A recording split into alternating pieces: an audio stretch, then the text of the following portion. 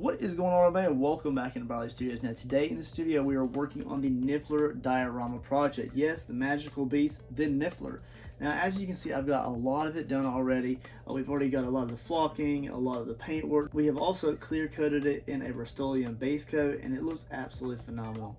We have already got a lot of the treasures and gems put into place. Now, in a previous video of this series, I had used XPS foam to create kind of like gold medallions. So these are like kind of like gold medallions or galleons from the wizarding world.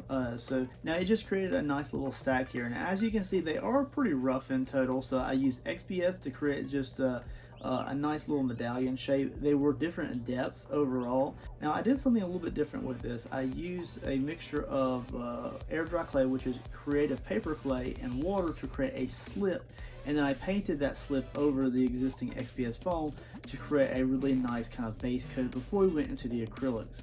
It turned out really great overall. I did get a little bit of blending between the lines of each individual coin, but you also have to remember that I kind of cut those individual coins at a lot of different depths. But in this video, I wanted to create them in a little bit more of a tight formation.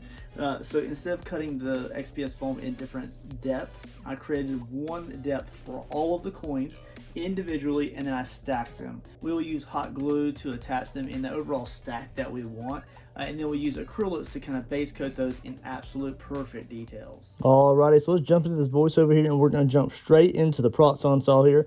Now, I do have this huge sheet of XPS foam. I got it from like Home Depot, and you get it in maybe like, what is it, 3 foot by 3 foot or 4 foot by 4 foot, kind of like little pieces, and it was around $7 to $8 at the time. And I've been burning through it slowly, a little bit at a time. Now, as you can see here, I did go ahead and mark off with the medicine cup base, the kind of overall shape of the coins that I would like. And we're going to kind of fine tune these. So we're going to lose a little bit of material around the outside edges of these medallions, but we're just going to go ahead and cut these out a little bit at a time. Just rough cut them, same way we did with the previous version of these galleons.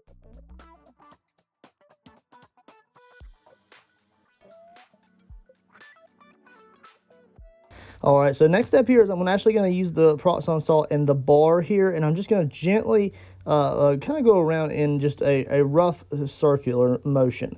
Now, of course, they are rough sided, so as I rotate them against that bar, it doesn't give me a full, like, kind of smooth texture. If I really wanted to do that, I have to refine that process.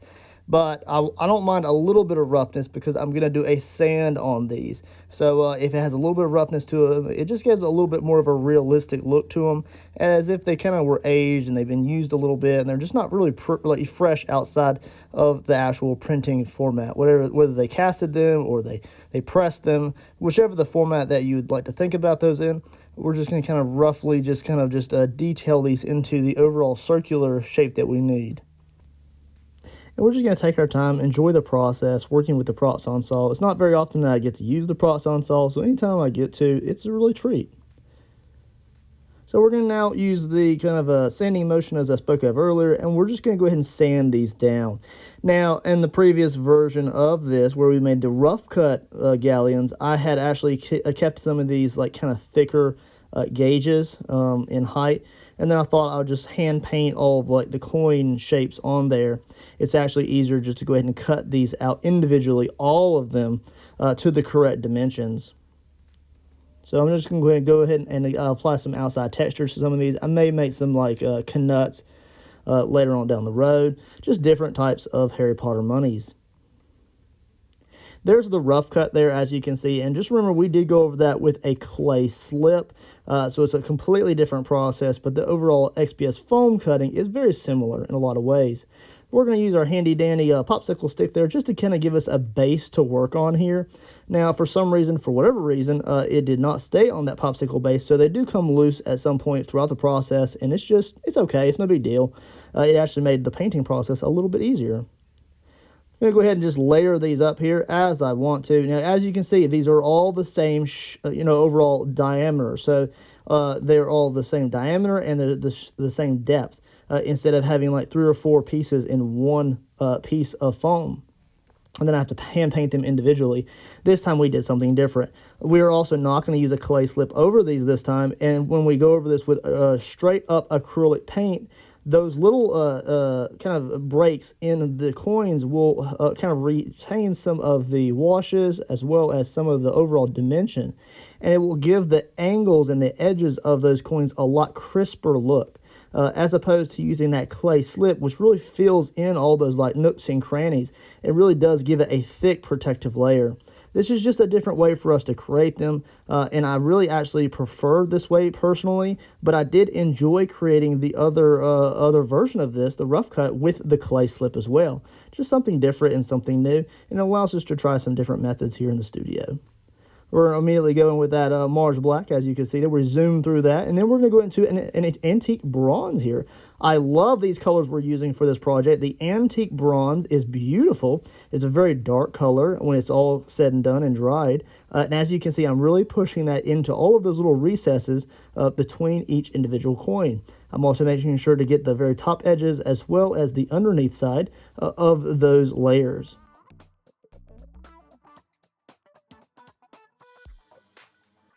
Of course, I am using a gloved hand on my left hand here just because I am holding this.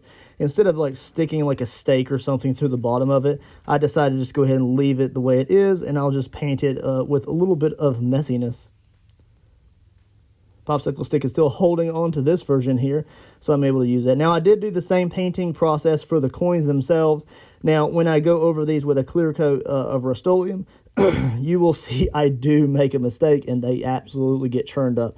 I did not apply my acrylic paints thick enough to those coins to survive the overall aerosol spray paint layers. So just simply be aware that I did mention that in the aerosol clear coating video. So if you want to check that out, you can definitely do so. I'll link the overall playlist for this project at the very end of the video. And you can kind of see all the like little tips and tricks and just fun processes.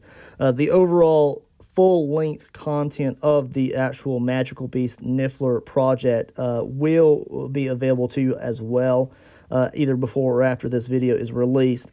However, make sure you check that out. Some of these videos are just kind of like side videos because it would have increased the overall length of the main content a little bit too far. And I wanted to give you as much detail and fun creation here in the studio as possible. As you can see here, I am using my handy dandy water and a little bit of Dollar and Rowney ink. Now I'm using a sepia here. It's very watered down. I'm letting that sit in all the recesses between the coins. And then we are going to go in with what? You guessed it, a pure gold. This pure gold is absolutely magnificent. You can always also go over the outside edges of some of those coins with a lot thicker layer of the antique gold if you would like to. But generally speaking, I like to work from, let's say, a Mars Black or a titanium white base. And using different bases does change the overall, tone of the gold itself. Then we work into bronze, our antique bronze, which is also folk art, antique gold, folk art, and then, of course, pure gold. Yes, you guessed it, folk art. Yes, I love those colors. The folk art metallics are absolutely spectacular, and they gave us a great look to them. So we're going to go ahead and go over it with another layer here, just kind of being very detailed about it. It's for the best that those two pieces of foam coin stacks fell apart, so I was able to really paint individually the kind of recessed pieces between the two stacks. Instead of like pushing paint in there, it worked out pretty good overall. I'm really happy with how these things are turning out, and I really do hope you guys enjoyed the overall process. Looking pretty good there. Now, I did get a little roughness on the very top coin there for some reason. I think I had like try to glue on another piece, or for whatever reason, it just had a little bit of roughness. So I do have to put a little bit of extra paint on there. But as that water base out of those acrylics dry up, it does leave a lot of glistening color behind those metallics. And I'm hoping that top coin will catch the light a little bit more so in the living room when it's all said and done than it does here in the studio just under a basic halo light. So we'll see how it turns out. Either way, the coins will look very nice and accented behind the actual Niffler itself.